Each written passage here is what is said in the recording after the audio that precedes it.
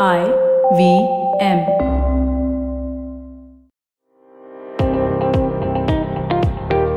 Welcome to All Things Policy, a daily podcast by the Takshashila Institution.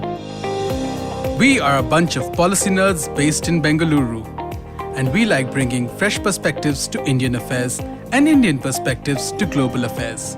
So grab a cup of coffee, sit back, and join us for today's chat. Hello and welcome to All Things Policy. On Friday, March 12th, the Biden administration began what has been a week of hectic diplomacy across the Indo-Pacific. What kicked this off was the first leader-level meeting of the Quad countries. In the Indian press, this was a really big deal, receiving front-page coverage across the board. The leaders issued a joint statement that talked about, and I'm quoting, being united in a shared vision for the free and open Indo-Pacific as they strive for a region that is free, open, inclusive, healthy, anchored by democratic values and unconstrained by coercion. They also put forth an agenda of action in specific areas. What's the significance of all of this? What does this mean for the bilateral Indo-US relationship and the individual relationship of each of these countries with China, and also their triangular dynamic with China? I cannot think of a better person to shed light on all of this than Dr. Tanvi Madan. Tanvi is a senior fellow in the Project on International Order and Strategy in the Foreign Policy Program at the Brookings Institution in Washington, D.C. She's also the director of the India Project at Brookings. In particular, her work focuses on India's relations with China and the United States. This, of course, was also the focus of her book, Fateful Triangle, How China Shaped US-India Relations During the Cold War, which was published last year, and I cannot recommend it enough. Tanvi, great to have you here, and welcome to All Things Policy. Thank you, Manoj, for both having me on the podcast and for that nice pitch for my book as well. Okay, so let's sort of begin straight up with sort of the question that I wanted to sort of ask you beginning from your book, because I found your book really, really fascinating, and I want to sort of pick up, because it's a thread that I don't think has been studied really in depth like the way you've done it, which is how you talk about how the respective concerns of India and the US and their policies with regard to China shaped their bilateral relationship. And in the last sort of decade and a half or so, we've seen much more of that conversation again. So would you see the defense partnership between India and the US, where India is a major defense partner with the US, and the emergence or the sort of the re-emergence of the Quad as Quad 2.0 as perhaps another outcome of the China factor, and this time in a far more different way? Yes, I think the China factor is not the only driver of the US-India relationship, but it is a key driver. And in some ways, on the defense and security side, I would even go as far as saying it's the primary driver. Let me unpack that a little bit. My book makes the argument that, it partly spoke to this debate about whether or not China would bring the US and India together. And so you have two different views, and kind of you had one view that because India is non-aligned, it's impossible.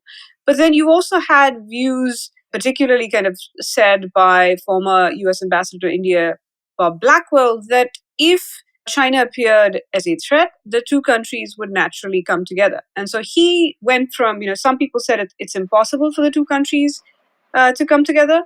And he said it's inevitable with the two countries. And so what I try to kind of argue, and I show in the book, is that the US and India have and can come together against China to balance China. But they only do so under certain circumstances. That is when they have a shared view of the nature of the China threat, the urgency, and relative convergence on the question of their approaches to the China threat. And I think what you've seen over these last 2 decades or so between the US and India is that many of those conditions have been met. So the two countries don't have an identical perception of the China challenge or an identical perception of the approach, an identical approach, but there's enough convergence and overlap there that it has created momentum on both sides and motivations for the two sides to see each other as a partner in dealing with a rising China that in both their eyes is behaving assertively. So, for example, you do see on the kind of US-India defense side, you have to ask the question, if the China factor didn't exist, what would the motivation be? And I think, from India's perspective, as it's seen not just a rising China, but a rising China that has, according to Indian policymakers, been behaving assertively since at least 2008 after the global financial crisis. But on top of that, another crucial factor for India has been that you see a capabilities gap between China and India that has grown. So, 30 years ago, the Indian and Chinese economies were about the same size. Today, China's economy is 5 times that of India. So, that context has led it to look for other partners because it has recognized that it cannot tackle this challenge alone. And the US has been seen as a primary partner in that regard. The US is helpful for 3 reasons at least. One, it actually helps with what you can think about as internal balancing, building Indian capabilities, whether that's contribution to economic growth, military capabilities, intelligence sharing, etc. So the internal balancing aspect, the US is useful to India in that respect. Second, external balancing. Not just the US, but its network of allies and partners, many of whom happen to be Indian partners as well, help balance China in a way that India can't. India can't assure that the Indo-Pacific or Asia remains multipolar. It cannot assure a favorable balance of power in the Indo-Pacific all by itself. And so that's where the US comes in. It can offer that, it brings that value add to India.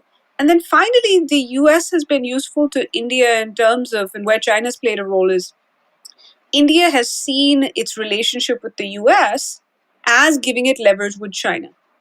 And there's a similar set of conditions on the US side where India is seen as strategically, economically useful. So, like a geopolitical counterbalance, an economic alternative, and a democratic contrast to China. So, I think you have seen, whether it is, growing US India defense and security cooperation or the revival of the Quad. Part of the reason this is happening is both have a shared vision in the region. You want a rules-based order. They see similar challenges, many of which come from Chinese behavior. And they found that they need to work with each other to deal with these challenges. And so the defense and security cooperation or the trilaterals or the Quad are a manifestation of this understanding between the two countries. And I'll just say one final thing. You've seen this where, especially in the last few years, as these boundary crises that India have intensified. You've seen India kind of almost, learn some lessons from that, which has led it to deepening this cooperation. So after Doklam in 2017, you saw India sign some of these foundational agreements, including some difficult ones that they had not wanted to sign on to before, including Comcasa, which would allow for intelligence sharing, but also revive the Quad, for example. You've seen this over the last year with the Ladakh crisis, that it has in fact motivated India to shed its reluctance in certain aspects and do things with the US, but also with other partners that it had earlier been reluctant to do. It's true. I mean, in the last few years, we've seen that the reticence that we had in the past sort of fade away, and even sort of the internal debate about Indian foreign policy and the relationship with the US. I mean, if you just go back about 15 odd years ago when we came to that Indo-US nuclear deal conversation, the nature of the debate was very different domestically in India to what it is today. There might still be skeptics, but it's changed quite significantly. So that I sort of completely concur with. I want to move on to this idea of the Quad, because some of the things that you said, one of the points that I sort of took away from that is a lot of this is also due to not just China's rise, but also China's behavior as it has risen. And that's sort of caused concerns, whether it's the boundary crisis with India, whether it's actions in South China Sea or the East China Sea, and the rest of it. Just a quick thought. Would sort of change in Chinese behavior impact the relationship with the Quad? That's the first thing that I want to ask you. And I want to sort of add some more to this, is that in that context, would that sort of factor changing make a difference to how the Quad engages? Which links to this idea that, I remember when this current version of the Quad was meeting, there was Wang Yi's comment about, comparing the Quad to the sea foam and those sorts of things. But what stands about the present moment? I mean, is it much more sustainable than the Quad was? Because it's not the first version of the Quad in some ways, although it's a fairly different version in the nature of the engagement. But what stands about the present moment, and what makes you think that this will sustain, particularly if China's behavior and aggressive behavior has shaped perceptions, and if it sort of recalibrates strategically, will you see perceptions alter again? It's a complicated question. I think one of the signals that each of the leaders during the summit were trying to send is that this is going to be sustainable, And they said it either saying it's here to stay, it's come of age, they committed to meeting regularly. But it's also, while they didn't mention it explicitly in statements, in kind of briefings on either unnamed sources, or in the US case, the National Security Advisor on the record said that they also had a chance to talk about China and have a blunt and frank conversation about it. And I'm assuming that one of the things the US did was offer the Quad countries a preview of the summit that will be going on between the Chinese and American senior officials in Alaska. And so I think, there has been this concern. Part of the reason for doing that is there has been this concern in the past that, each of the Quad countries worries about the other country essentially defecting, the other Quad countries defecting by, because they will, either because, they will use the Quad as leverage, or their participation in the Quad as leverage with China and try to elicit benefits, or because China, they will reach some sort of deal with China, or that they have very important other priorities, whether that's economic ties, whether that's a climate change agreement. So each one, and by the way, this has happened. This is not just the US worrying about India, or India worrying about the US. The Australians also and Japanese also worry about these questions. Now, some of this is reasonable, right? Part of the worry is because of the infamous kind of Australian saying that they were not going to continue. It was the Quad was a one-off in 2008 in a joint press conference with the Chinese, and they looked like they were trying to elicit benefit from the Chinese for walking away. So it's a reasonable source of kind of concern, and it has been linked to this question of sustainability. So it goes back to the question you asked, which is, will this sustain if China changes? Look, I have a slightly different, the officials have to say this is not about China. But I think where it is, it's not just about China. The Quad is not just about China. But always ask about the dogs that don't bark. If China was behaving well, if it was sticking to the rules of the road, if it was, doing everything right, not coercing countries, not making unilateral changes of the status quo, whether in territorial and maritime dispute, not potentially threatening freedom of navigation, would a Quad be necessary? Or would the existing kind of regional architecture suffice? And my answer is no. You would not have had the Quad in this form if China wasn't, or Chinese behavior in particular, was not necessitating these countries working together. Now, if China changed strategically, and that would be, a big, heavy lift, then yes, sure. Then why? Then frankly, do you really need the Quad? Then you can use the ASEAN Regional Forum or the EAS, or just ad hoc this thing. That's fine. If it wasn't challenging the rules in the region, then you wouldn't need it necessarily. So I don't expect. What you can see is some tactical shifts from China, and we've seen this in the past. We've already seen this in some of their messaging over the last few days since the Quad Summit, which is that they try to employ a wedge strategy, good old-fashioned divide and rule. So what they'll say is, well, we'll ease up on either American partners, or we'll try to reach a deal with the US, and so wedge the countries, basically create a wedge between them. And so, we heard this, we saw some attempts at this with some of the Chinese narratives directed at India saying, look, you're going to be used as a pawn, if not cannon fodder. So that's the other thing, slight implicit threat. Well, if you hang around with these groups, then we might target you even more. So there's like both a carrot and stick kind of dimension to that divide and rule and wedge strategy. And I think, if we don't see strategic change from China, and we should welcome the strategic change if we see it, but if we only see tactical change, then I think the Quad needs to actually work to wedge-proof the Quad. The countries have to make sure that each of the countries knows what they're doing with the Chinese, what the approach is, and make sure you don't throw each other under the bus and don't work at cross purposes. Make sure you send a collective or collaborative signal. Make sure you show solidarity when others are under pressure, even if you're not, kind of coming and fighting people's wars. I think those things are important. But that's a long answer but I think it's a complicated question. And it is something China will try to do. But I think that the difference is, do we see a strategic shift from China or a tactical shift? And there has been little sign of a strategic shift in the last few years.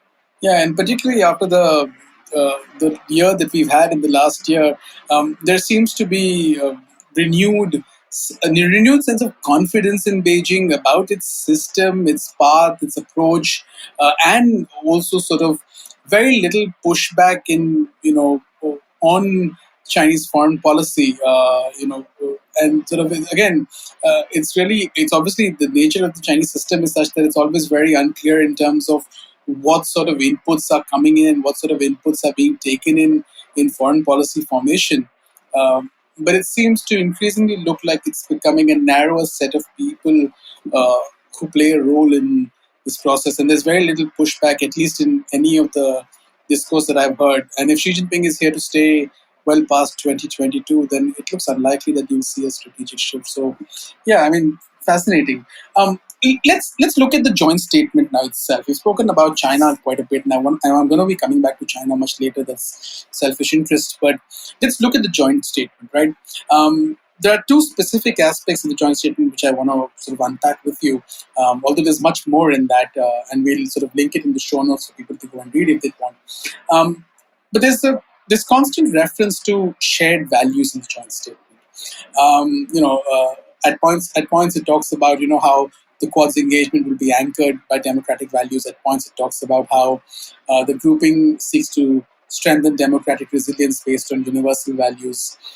Yet we've seen, particularly in the context of India and the US, there's been some friction between the Indian press and the Indian government at one level. Government officials have spoken about this, and the Western press.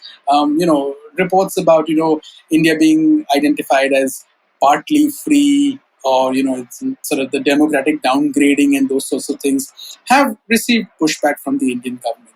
Um, you know, I want to get your thoughts on this.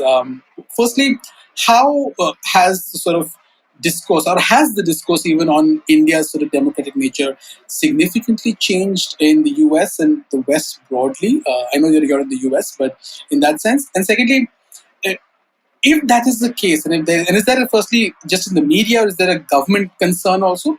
And if that is the case, then are we looking at shared values in terms of democracies, or are we looking at interest driving this engagement?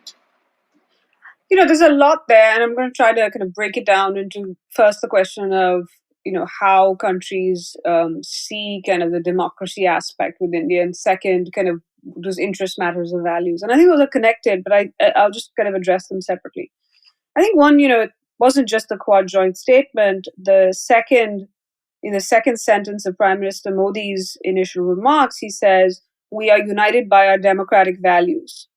And he then went on to say, "We will work together closer than ever before for advancing our shared values," and other things as well. But I'm just pointing out that it's not just others that hold India to these standards. It is India itself that says we are part of these groupings, and we recognize we are in these groupings, and we should be in these groupings. We should get a larger voice on the global stage because we're a democracy. And so, occasionally I hear this question of why is India being held to a higher standard? It's because, it's part of the USP that India has portrayed around the world, and rightfully so. Um, but that means that it will be part of what other countries, to some extent, particularly other democracies, will judge India by. And part of that is because, it is the sausage making it is out in public in all democracies. Democracies have many constituencies within them. So it's not just a government's view. A government will, so for example, in the US, there's an administration, but then there's, they are hearing a lot from members of Congress, each of whom has different constituencies. They're hearing from NGOs, they're hearing from the media. And each of these, it has been to India's benefit that in many countries in the West, and then there's the private sector, of course, and it has been to India's benefit over the last couple of decades that each of these constituencies has pulled in the same direction, which is for a deeper relationship with India, which, now I've heard some say, oh, the West doesn't support India's rise. I beg to differ. I've been in the US now close to 20 years, and I'm a historian. So I've also known when the US hasn't been supporting India's rise. But part of that, why support India's rise and not China's?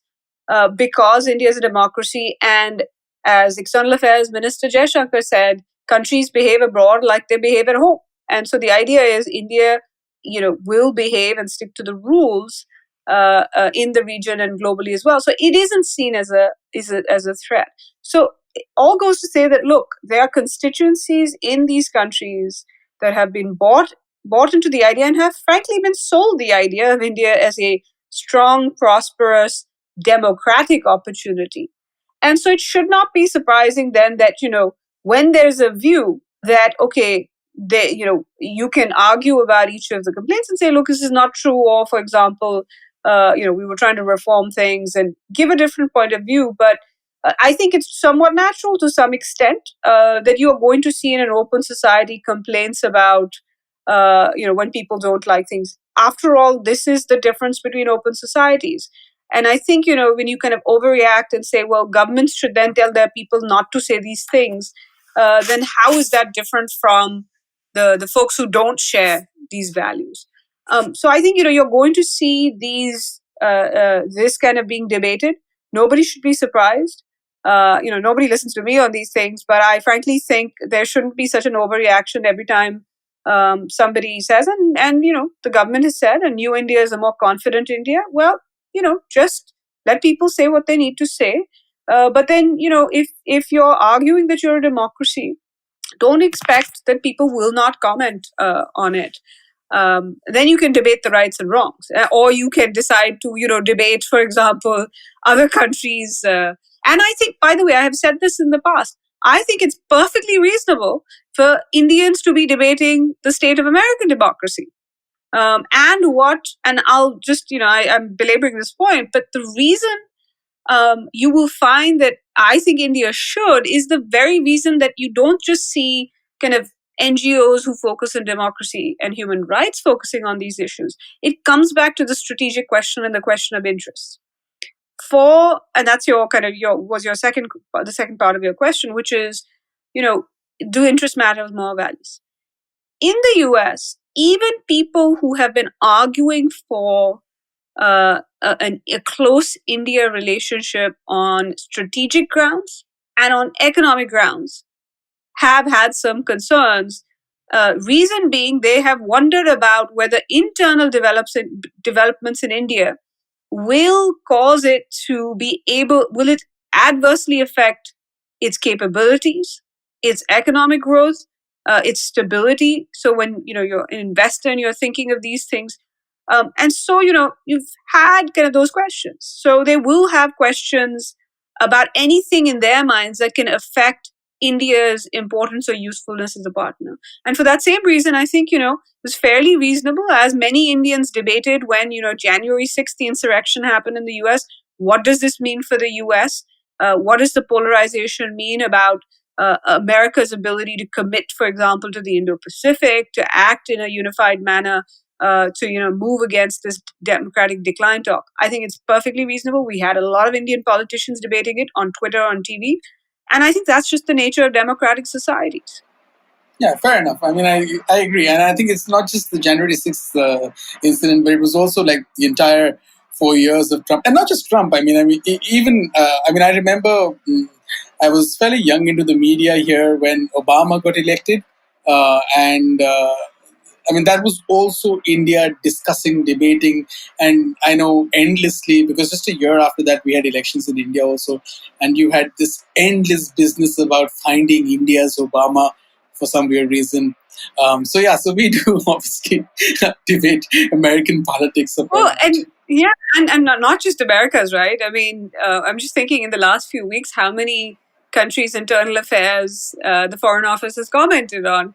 But it does often come down to an interest question. So I'm a realist on these things, that structural factors end up trumping, no pun intended. But that as long as India remains useful to these countries and they don't see it becoming a huge, if it starts spilling over, I think it also depends on domestic developments in India and what happens.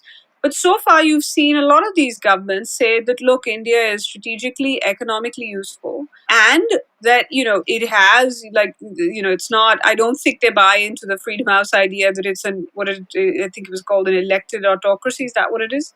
And so, as long as, and I think that is what the Modi government is trying to show these countries, that it is useful. That it will kind of so I am, at the end of the day, I think, but it comes down to even things like capacity questions, which is, it's not going to be a deal breaker, but you also have to think about how much, the Indian government, its diplomats have had to be on the defensive over the last few years, when it should have been on the front foot, rather than going on the back foot. And also, that's a space where, like you said, capacity is a real challenge. I mean, in terms of the number of diplomats that you have and, what you're then engaged in. So, yeah, fair point. Okay, so let's look at the usefulness. And, there were three things that came out from that joint statement of the Quad Leaders Summit, right? On which I think the Quad wants to make itself useful and sort of address problems in the region, in the Indo-Pacific region. One of those was about vaccine development and deployment. One of those was regarding climate change. And the third one was about critical technologies. And I want to sort of focus on critical technologies because I think there's significant conversation that's already happened on the vaccines front of this.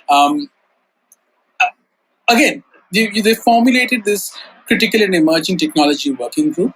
Firstly, I wanted to get your thoughts on, how do you see this sort of playing out in terms of actual policy action eventually? Because right now it looks like they've identified areas in which they need to have a conversation. And I think my view on that was that they've done a really good job of identifying some of these areas because they've spoken about supply chain resilience, they've spoken about critical technologies, and they've also spoken about harmonizing standards, which is sort of very difficult to do given the differences in the four countries. And again, I remember thinking about this last year when, towards the end of last year, when there has been, throughout the year, there was so much conversation about, again, building supply chain resilience, possibly decoupling from China on core technologies. And over the last couple of years, we've seen that debate on 5G play out in this context. In terms of doing some of this stuff, firstly, what's the time horizon for any tangible outcomes as we talk about this partnership in critical technologies?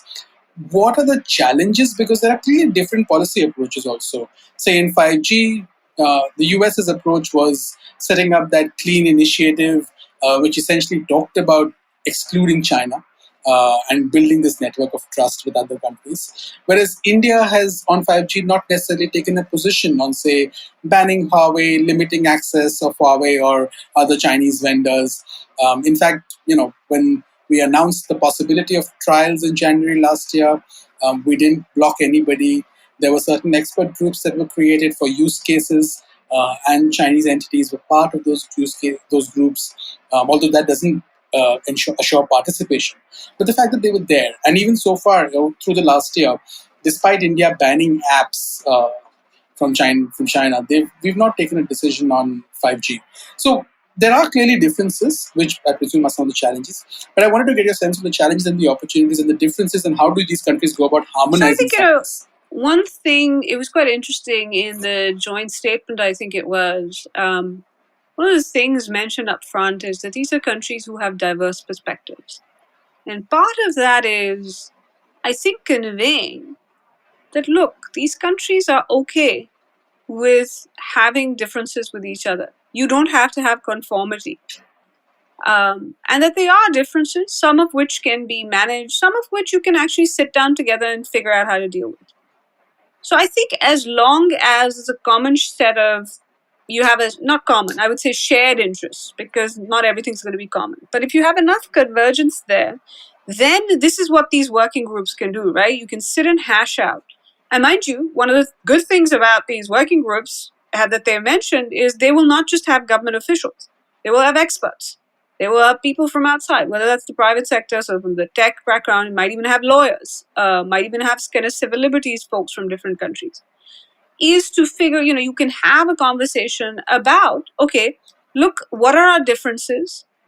Are there actually even tech solutions to some of these differences? The other thing I would say about particularly the critical technology working group is, I think they've made quite clear that this is kind of one conversation, but it's going to be, there are many other partners involved.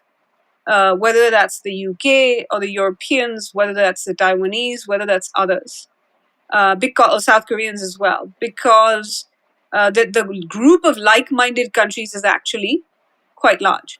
I think what this group can do is, they do have a core set of like concerns about China, but have enough overlap on various issues. And if you look at the kind of bullet points, and I would suggest that your listeners do in the Quad fact sheet of the issues that they will be covering, it actually ranges. It's supply chains, so whether it's semiconductors, rare earths, those kind of things.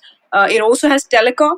It also has kind of some of the other technology areas, so critical infrastructure protection, etc. So I think it's a fairly wide range. I think this is going to be, I can't tell you a timeline because I think it partly depends on how these issues play out.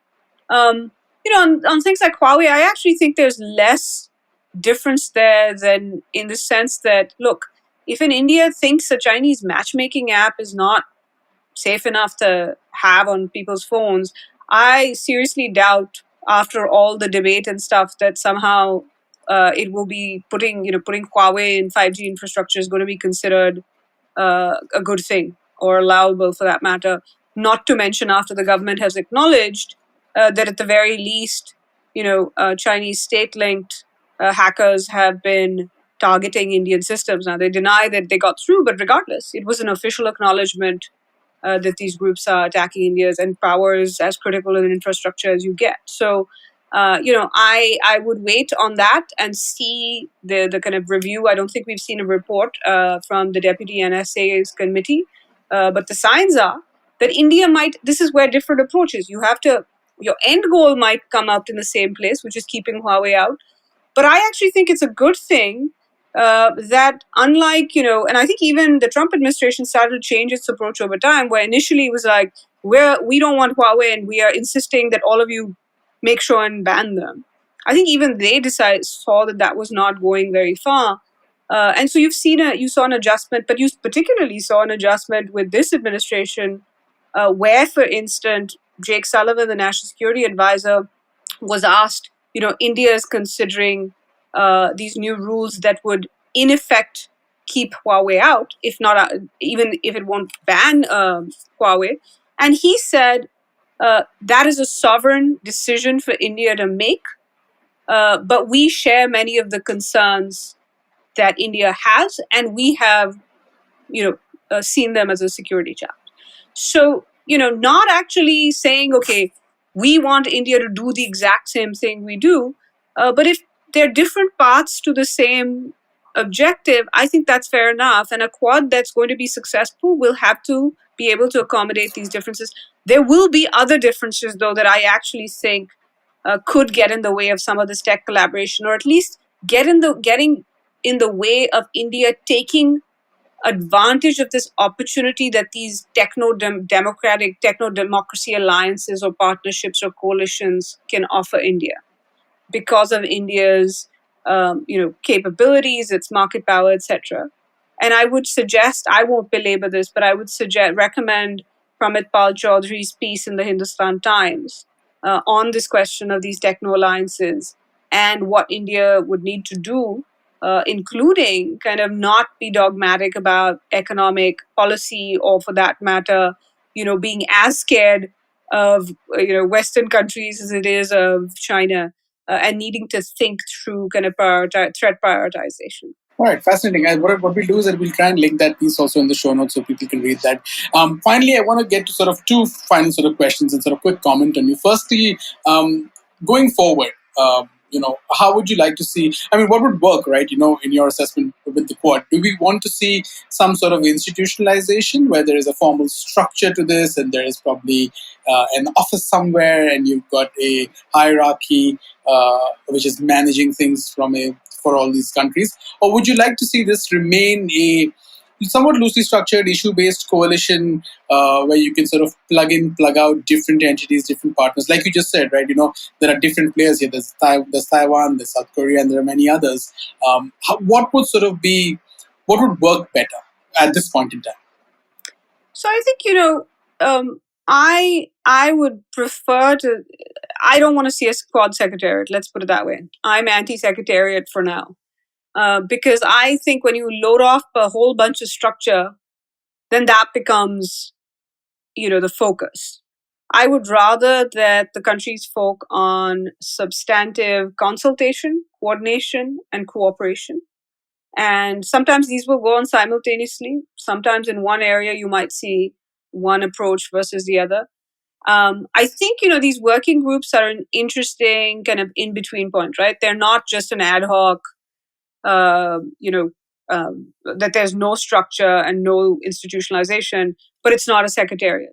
So I think one thing good about the Quad over the last few years is that it's felt its way through.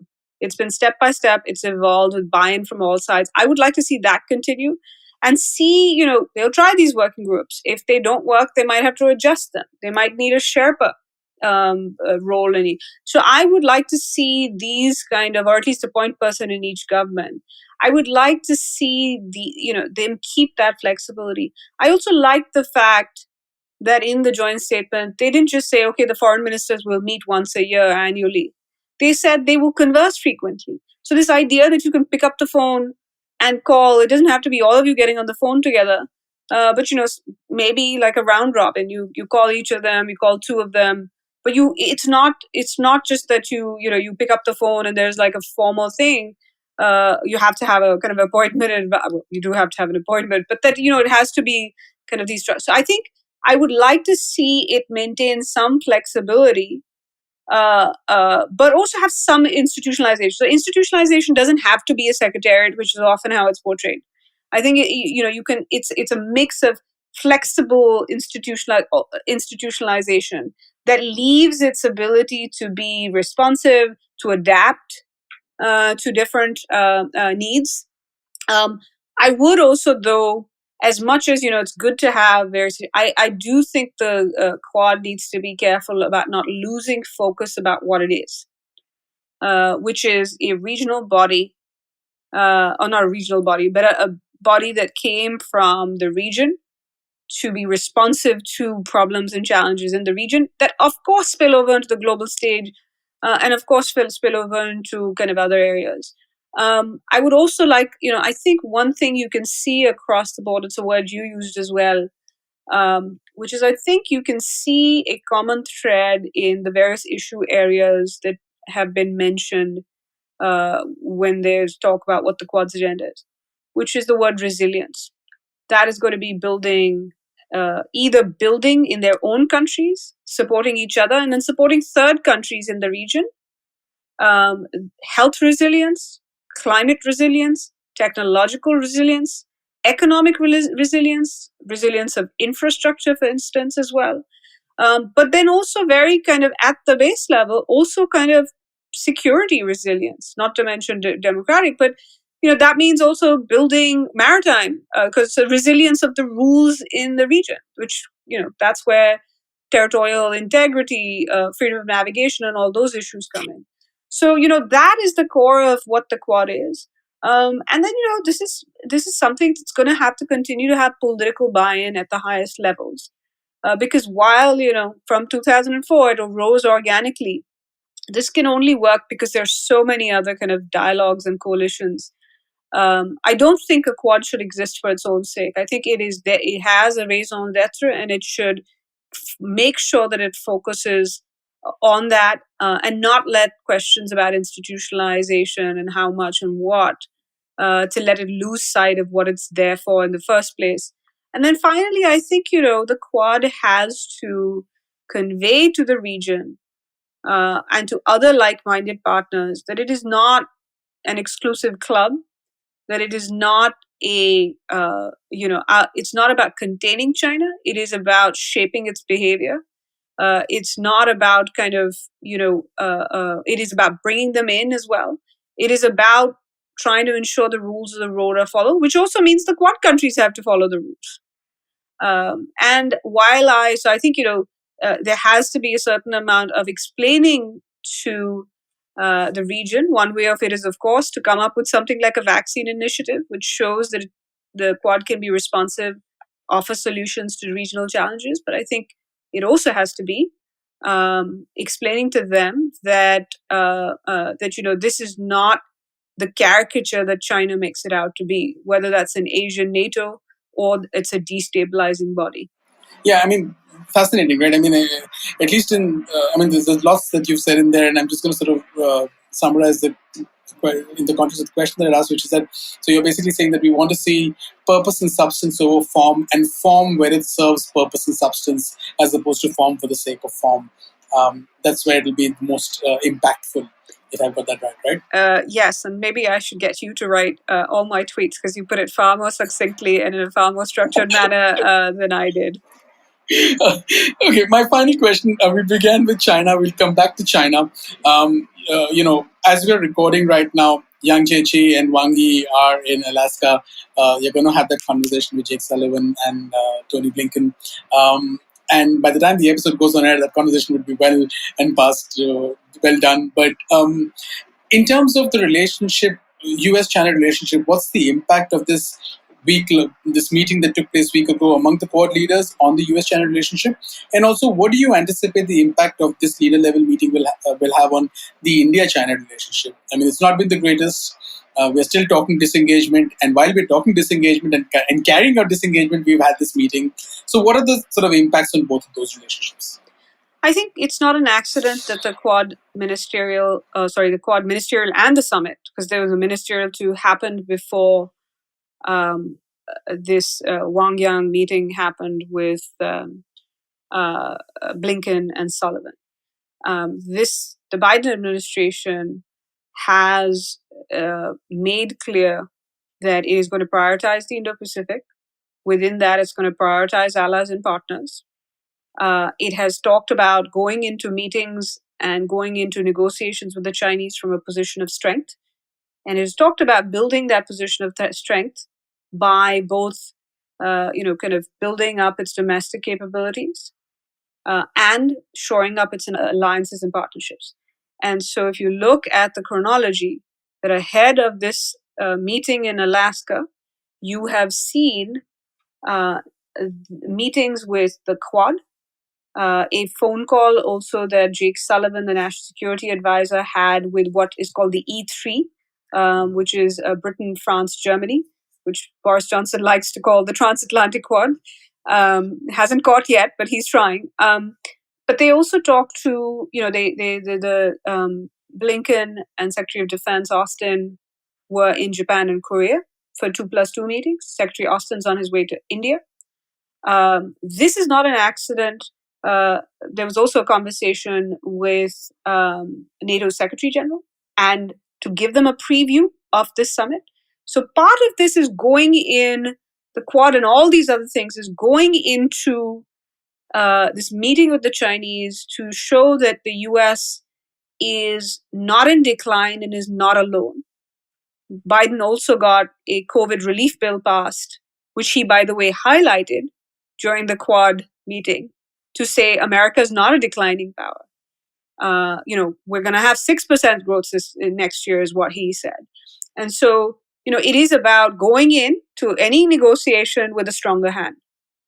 But I think it was also about making sure that to convey to the region that the regions offer reassurance, basically, that the US isn't going to throw their interests under the bus in this meeting with the Chinese.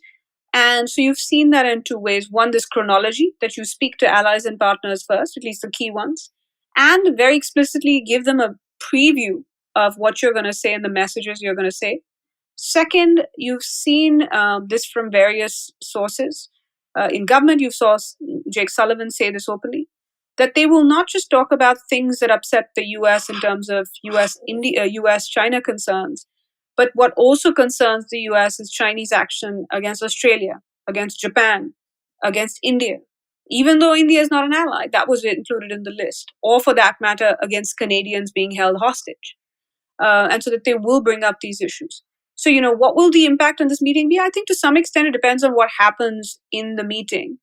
And so there will be a whole lot of impacts. On the India question, I would just say, Manoj, you follow this far more closely, that there's one of two options depending on how the debate in China is played out. And as you indicated, the debate, the voice that seems to be carrying in with Xi Jinping is this idea that India should be pushed or you should test India, or, and some of that has been as part of the debate that, look, India is already close to the US. So no matter what we do, we should do whatever they want, because it's not like they're strategically autonomous anymore. But as you know, there is that other side of the debate in China, which says, look, our bigger problem is the US, and we should ease off on India, because, we can then create a wedge between the US and India, or at least stop India from deepening that relationship with the US and making our headache kind of even worse. So, I think, again, long answer from me, but I think it comes down to the question, what will be the impact on China-India relations of this summit? One, I think it depends on what happens at the summit and what the Chinese think they've come away with. And second, it will be the result of this debate within China about which of these routes to take, to press India even more, or to actually kind of, because of that intensifying US-China competition, to actually ease up on India, because they want to at least stall further momentum in the US-India relationship. Indeed, no, that's fascinating, and I think that message because I've sort of over the last year I've read a lot of American analysts and scholars talking about how, and it's true, there is a sense in Beijing, at least from their official statements and from conversations from Chinese scholars and analysts, about how while the US may remain the preeminent global power, it is a declining power, and that's sort of also boosts Beijing's assertiveness in terms of how it wants to approach the region, because it feels like it has far greater room to do so.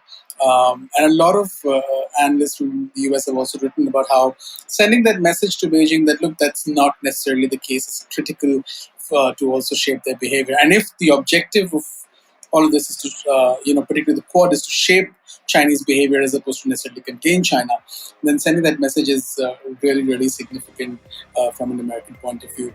Tanvi, thank you so much for this conversation. I've taken much more of your time than I committed initially, but thank you so much. This has been a fascinating conversation. Thank you again for having me on the podcast, Manoj. This was a lot of fun. Thank you.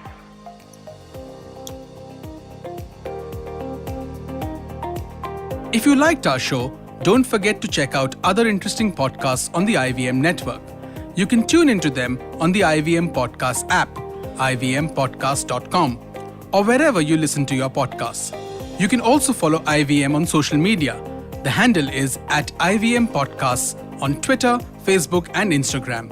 And hey, if you'd like to dive into Takshashila's research on technology, strategy, and economic affairs, check us out at our Twitter handle @TakshashilaINST or our website takshashila.org.in.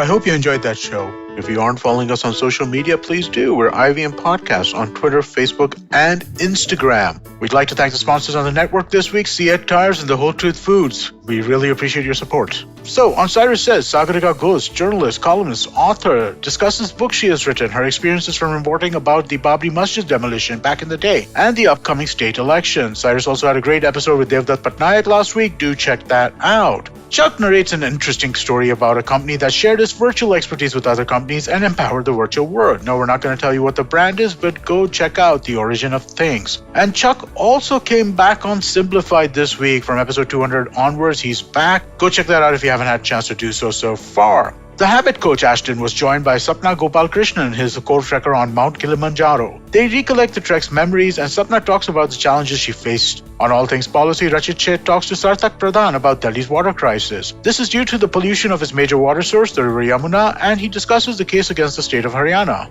We had Manish Dangi, Chief Investment Officer of the Aditya Birla Sun Life Mutual Fund, on Paisa Vaisa with Anupam Gupta. They discussed India's financial report card with reference to the past decade, the hits and misses, and what the future of investing is going to look like. And with that, we hope to see you again next week. Whether you're an established sports person or a budding one, or simply a sports enthusiast, join us, Tanvi and Shlok. We are two passionate pro badminton players talking policy, mindset, and everything sport. So tune in to the Millennial Athlete every Monday. Only on the IVM Podcast Network. Trust us, it's gonna be lit.